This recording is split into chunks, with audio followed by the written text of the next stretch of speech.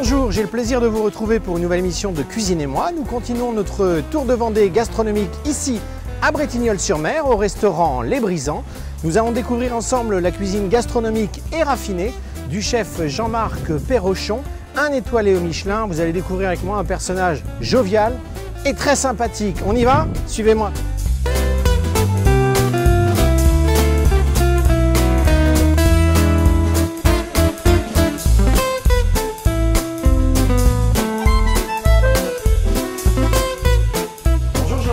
Bonjour Olivier. J'étais en train de dire, mon cher Jean-Marc, que ta cuisine était tout en finesse. Alors, je crois savoir que tu es un épicurien de la vie, alors un amoureux du terroir, parce que toi tu défends vraiment les produits du terroir, le bon produit, le beau produit.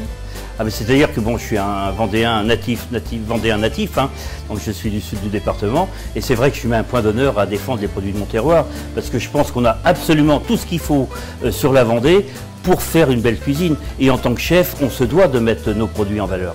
Et alors si vous regardez sur ces images, il est en face de la mer, il y a les embruns, il y a les rochers, il y a les vagues, il y a l'océan. On est vraiment bien, on s'y sent très bien. Alors dis-moi, je crois que ce midi, tu as un plat, alors que j'apprécie pas moi, chaud, hein, on le mange souvent froid, ce sont des huîtres. Oui, parce que d'abord on est une terre ostréicole, hein. Faut pas oublier qu'avec la baie de Bourgneuf, une grosse partie se fait sur la Vendée et puis sur l'île de Noirmoutier. Donc je me mets un point d'honneur justement à faire ces huîtres, et celles-ci en plus viennent de 2 km d'ici, des viviers juste à côté. Et puis, comme tu as dit tout à l'heure, je suis un amoureux de mon terroir, donc je l'ai marié avec de la mojette. Dessus, on va poser une huître pochée, tiède, avec un petit peu de caviar. Pour rehausser le tout, on va faire une vinaigrette d'huître, donc une huître qu'on va pocher, concasser, mélanger avec un petit peu de réduction d'échalotes, un petit peu d'algues, et puis on va lier tout ça avec une huile de noisette pour pousser un petit peu ce goût de noisette qu'on trouve dans l'huître. Et puis pour rehausser le tout, on va prendre un jus de poulet qu'on va juste monter avec de la graisse de l'arcolonata. Bon, on est bien, on est entre nous, on est avec vous, tout va bien, tout se passe bien. On démarre la recette ? Si tu veux. Allez, c'est parti, chef. Allez, on y va. Tout d'abord, on va commencer par faire notre petit flan de mojette. Donc, on a de la mojette qui a déjà été pré-cuite ici, de la crème. On va tout mettre dans notre récipient. On va verser la crème à hauteur et on va mettre sur le feu. Pour l'instant, on ne va pas s'en occuper. On va donner un coup de bout et en même temps, on va commencer à faire fondre notre lard pour pouvoir faire notre sauce plus tard. On va couper ça en petits morceaux. Bon, ça, c'est notre lard colonnata, hein, forcément. Donc là, on va mettre ça tranquillement sur le feu aussi. Donc ça va fondre. Donc là, le temps de cuisson de notre petit lard, là Oh, le petit lard, ça va prendre le temps qu'on fasse sa mousse. Et puis on va ouvrir les huîtres et là, ça sera bon. Et puis après, je le ferai voir, on va rajouter ça dans notre jus de poulet. Hein. Donc là, ça commence à bouillir, donc c'est formidable. Des petites mojettes du coin. Ah ben, on en vendait. Hein. Ah oui, tu sais que depuis quelques années, on a une IGP pour la mojette, parce qu'avant, on arrivait à trouver de la mojette qui était vendue sous le nom de mojette et qui venait du Chili. Et donc, d'où l'importance de tous les gens qui s'occupent de faire respecter les voilà, et puis voilà, et de faire avoir les IGP comme là pour la mojette. On l'a aussi l'IGP, on l'a aussi pour la brioche. C'est-à-dire que la brioche, il faut vraiment qu'elle soit faite en Vendée pour qu'elle ait l'appellation. On va mettre tout ça dans le mixeur, dont on ne citera pas la marque. Allez, fais-toi plaisir. Parce qu'on n'a pas d'argent pour le faire, donc... Je vois que tu suis les émissions. N'est-ce pas, hein? Alors, de temps en temps, des fois, comme j'aime bien les souvenirs d'enfance, tu sais, de chez ma grand-mère, j'aime bien rajouter un petit beurre noisette et avoir ce goût, tu vois, de mojette qu'on faisait le dimanche soir sur une grande grillée qu'on faisait à la cheminée. Et ces mojettes qui avaient déjà cuites, qu'on faisait revenir comme ça dans un beurre. Voilà, là on le passe au tamis de façon à enlever toutes les petites peaux, hein, pour avoir quelque chose de bien lisse. On va récupérer tout ça ici.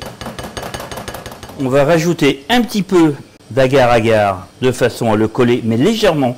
Voilà, donc on va mélanger. Bien sûr, on va vérifier l'assaisonnement. Parfait. Et on va maintenant mouler ça. On va prendre un petit emporte-pièce. Et voilà, regarde, tac. On secoue bien pour que ça soit bien. Tac. Super. Bien plax. Et on va mettre ça au frigo. Ensuite, on va commencer à ouvrir nos huîtres. Regarde-moi ça si c'est beau. C'est pas beau ça? Allez, tiens. Alors on les met tout de suite, on les met là parce qu'on récupère l'eau qui va nous servir à les pocher. Regarde, c'est pas compliqué, tu vois. L'eau c'est frémissant, donc c'est l'eau des huîtres. Et là, tout de suite, Là, tu vois, tu les remues un petit peu et tu vas voir quand les bardes, tu vois les bardes, elles commencent à raidir là. Tu vois bien? Tu vois? Tac, et ben c'est bon. Regarde, c'est beau ça. On va les concasser grossièrement. Enfin, les concasser en taillant en petites brunoises. Hein.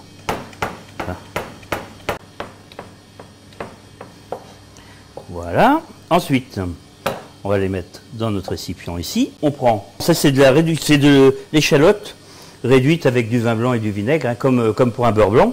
Et là, on va le prendre.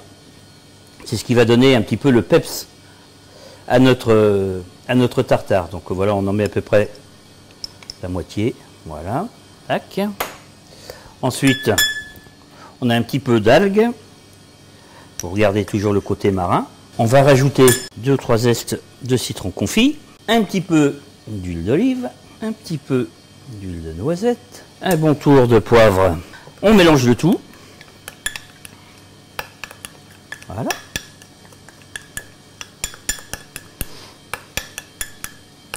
Allez, tiens, sens-moi ça, tu vas voir. T'as l'impression de sentir la mer. Magnifique. Hein? Magnifique. Chef. Regarde-moi ça. C'est formidable. Là, on a notre jus de poulet. Alors, jus de poulet rôti, hein. Quand vous faites un poulet rôti à la maison, tu fais un poulet rôti à la maison, ben tu sais, tu dégraisses ton jus, tu le déglaces avec un petit peu de vin blanc, un peu d'eau. Ben voilà, c'est exactement ça. Rien de plus compliqué. Mais tu as vraiment le goût du poulet rôti. Là, notre petite graisse qu'on a fait fondre tout à l'heure, on va rajouter à peu près, voilà, un tiers de la quantité du jus de poulet. On va le mixer gentiment. Tiens, Olivier, tu vas goûter? Je suis sûr que tu n'aurais pas prévu un mariage comme ça avec des huîtres. Allez, dis-moi ce que tu en penses. C'est pas bon, hein? C'est comme la tarte au concombre. Ah aussi, c'est bon. Ah, c'est pas comme la tarte au concombre, alors. On a le retour du poulet Oui, rôti, oui. mais pas... Non, il faut pas. Et tu as le lard derrière. Ah. C'est magnifique. Ça, c'est un plat que tu sers à la carte, hein? Ah oui, oui, c'est actuellement sur la carte, oui. C'est mes plats d'automne, ça. Ça manque un petit peu de sel, t'aurais pu me le dire, tu vois. Tu vois, faut que ça ressorte, faut que ça... Tiens, goûte la différence. Sois honnête. Ah oui. Ben voilà. Ah oui. Ben oui, mais oui. Alors là, c'est le retour du poulet rôti. Oui, c'est le retour. Hein? Oui. C'est le retour. Là. Ah oui, là, ça... Allez, on garde ça au chaud. Hop là, tac. Alors normalement, ça veut dire c'est pas cher. Hein. Notre huître est prête, notre tartare est prêt, petite quenelle de caviar dessus. Ensuite, on va poser notre petite huître. Regarde. Oh que c'est beau. On va rajouter un petit zeste pour donner du peps. Ouh, que c'est joli, Madame l'agent. On va rajouter notre petit jus, forcément, de poulet au lard colonnata. Et là, on a une petite baguette au lard. Bon appétit! Chef, on a fait une belle émission. J'étais vraiment ravi de voir cette cuisine dans la finesse, dans le goût, le savoir-faire extrême. Et je te dis bravo. Les horaires d'ouverture de l'établissement?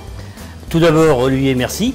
Merci d'être venu nous voir, ça me fait très plaisir. C'est naturel. C'est vrai que ça fait toujours plaisir qu'on soit mis à l'honneur comme ça. Merci à toi. Pour les horaires d'ouverture, donc on est ouvert donc toute l'année. On ferme le dimanche soir, le lundi et le mardi midi. Et on a 2 périodes de vacances qui vont du 11 novembre au 12 décembre et du 18 février au 21 mars. La petite formule du midi qui va bien? Petite formule le midi à 35 €. Entrée, plat, dessert. Formule faite avec les produits du marché, voilà, les produits du jour. Et puis après, on a un menu à 64 €, donc le menu découverte. Menu découverte dans lequel, voilà, il y a ce plat en ce moment, hein, on retrouve ce plat. On travaille l'encornet, on travaille le canard de Chaland, on travaille le bar ou le lieu de ligne, ça dépend. Parce que comme je travaille qu'avec les produits, qu'avec les criers de Saint-Gilles et des Sables, je m'adapte. Et puis après, en ce moment, on a encore un menu homard jusqu'à mi-novembre. À 84 €, qui passera comme menu au fil des saisons ensuite, avec les produits voilà, du moment. Et puis on a un menu dégustation à 95 € qui permet aux gens de goûter un petit peu toute la carte. Je te dis merci, je te dis à bientôt. Et puis je ne l'ai jamais fait, mais je vais claquer la bise parce que j'ai passé un bon moment. Merci. Je t'arrête plus de transer et tu piques. À bientôt, je te dis à bientôt. Merci Thomas. Au revoir. Merci. Au revoir Olivier, et à une prochaine fois. Quand tu veux, tu seras le bienvenu.